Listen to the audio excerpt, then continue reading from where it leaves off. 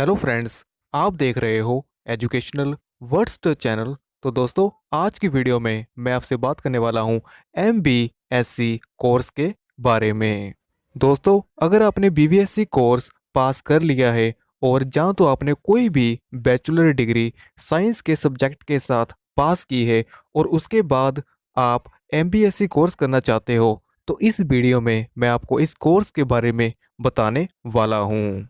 अगर आपको कई और कोर्सेज के बारे में जानकारी लेनी है तो मैंने उन वीडियोस का लिंक इस वीडियो के डिस्क्रिप्शन में दे दिया है। आप वहां जाकर देख सकते हो। तो चलिए, अब हम अपनी इस वीडियो को शुरू करते हैं।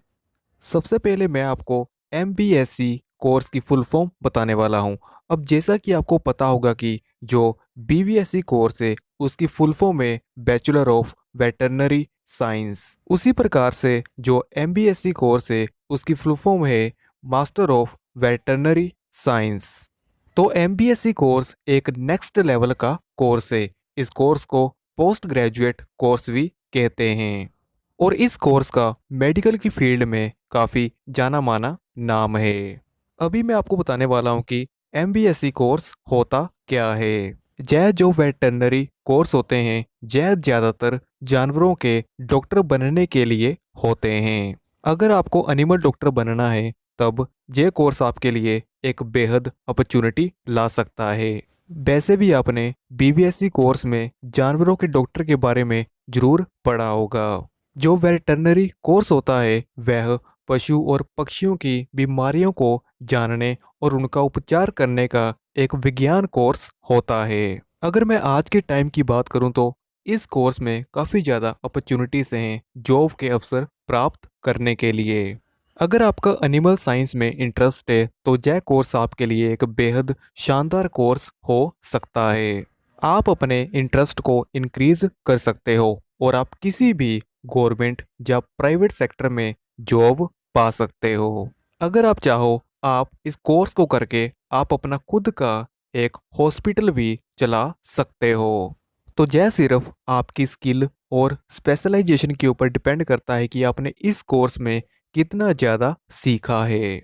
अगर आपका डाउट यह है कि वेटरनरी डॉक्टर का आखिर काम क्या होता है, तो मैं आपको बता दूं कि वेटरनरी डॉक्टर का काम यह होता है कि जानवरों और पशुओं में किस किस प्रकार का रोग है और उसका उपचार कैसे करना है, तो यह सभी एनिमल डॉक्टर करता है। इसमें जानवर का ट्रीटमेंट, टीकाकरण, सर्जरी आदि चीज़ें आनी चाहिए। एनिमल डॉक्टर को हर प्रकार के पालतू जानवर को ठीक करने के लिए एक अच्छी एबिलिटी होनी चाहिए। तो इसके लिए यह कोर्स आपको काफ़ी सफल बना सकता है। अभी मैं आपको ये बताने वाला हूँ कि MBSc कोर्स की ड्यूरेशन क्या है, यानी यह कोर्स कितने वर्ष का होता है।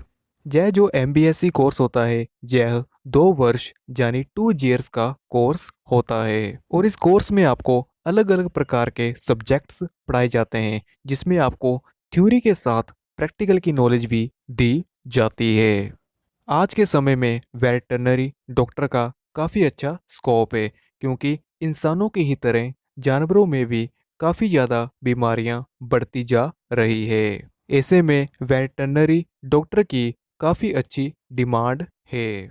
अभी मैं आपको करियर ऑप्शंस एंड जॉब्स के बारे में बताने वाला हूँ, यानी इस कोर्स को करने के बाद आप कहाँ नौकरी कर सकते हो और आपको किस प्रकार की नौकरी मिलेगी। तो जैसा कि मैंने आपको पहले ही बताया है कि इस कोर्स को करने के बाद आप किसी भी प्राइवेट या गवर्नमेंट सेक्टर में जॉब पा सकते हो। इस कोर्स को करने के बाद आप public health centres, medicine stores और जहां तक आप एनिमल वेलफेयर्स में जॉब पा सकते हो। अगर आप किसी जू में लगना चाहते हो तब आप वहाँ पे लगकर जानवरों का ट्रीटमेंट भी कर सकते हो। अभी मैं आपको ये बताने वाला हूँ कि आप इस कोर्स को करके क्या बन सकते हो।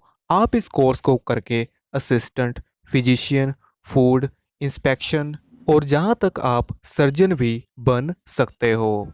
आप इस कोर्स को करके आप टीचर भी बन सकते हो। अगर आपका मन है कि आपको बच्चों को पढ़ाना है तब आप किसी भी गवर्नमेंट या प्राइवेट कॉलेज में टीचर लगकर बच्चों को पढ़ा सकते हो।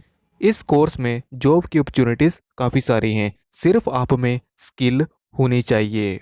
अगर आपका मन यह है कि मुझे अपनी स्टडी को कंटिन्यू रखना है, तब आप इस कोर्स को करने के बाद किसी भी रिसर्च फील्ड में लग सकते हो।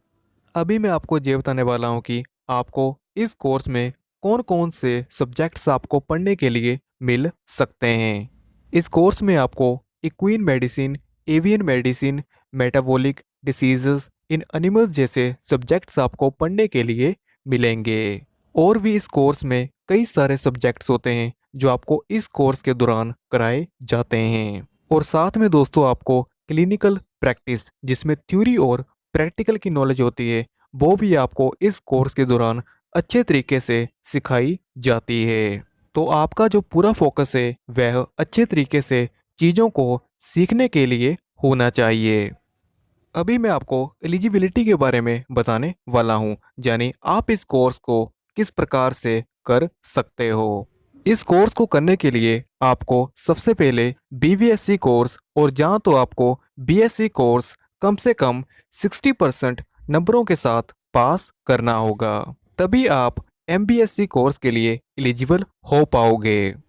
अगर आपने बीवीएससी और जहाँ तो आपने बीएससी कोर्स पास कर लिया है, इसके बाद आपको एंट्रेंस एग्ज़ाम देना पड़ सकता है।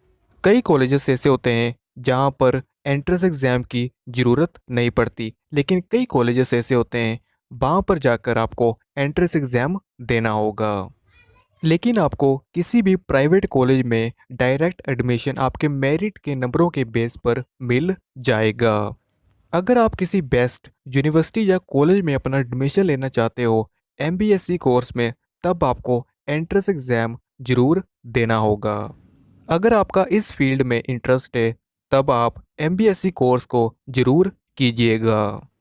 तो दोस्तों, मैंने इस वीडियो में आपको एमबीएससी कोर्स के बारे में डिटेल में बताया है। मैंने इस वीडियो में आपको एमबीएससी कोर्स क्या होता है, इसको किस प्रकार से किया जाता है, इस कोर्स में आपको कौन कौन से सब्जेक्ट्स आपको पढ़ने के लिए मिल सकते हैं, वो सभी चीज़ें मैंने आपको इस वीडियो में बताई हैं। मैंने आपको ये भी बताया है कि इस कोर्स को करने के बाद आपको किस किस प्रकार की जॉब मिलेगी और आप कहाँ कहाँ नौकरी पा सकते हो। तो ये सारी चीज़ें मैंने आपको इस वीडियो में बताई हैं। लेकिन अगर आपको कोई डाउट रहती है इस कोर्स को लेके, तब आप मुझे कमेंट बॉक्स में कमेंट कीजिए, मैं आपको उत्तर देने की ज़रूर कोशिश करूँगा। तो अंत में दोस्तों, अभी आपको यह वीडियो कैसी लगी? अगर आपको यह वीडियो पसंद आई है तो आप वीडियो को लाइक कर सकते हो और चैनल को सब्सक्राइब करना मत भूलना। धन्यवाद।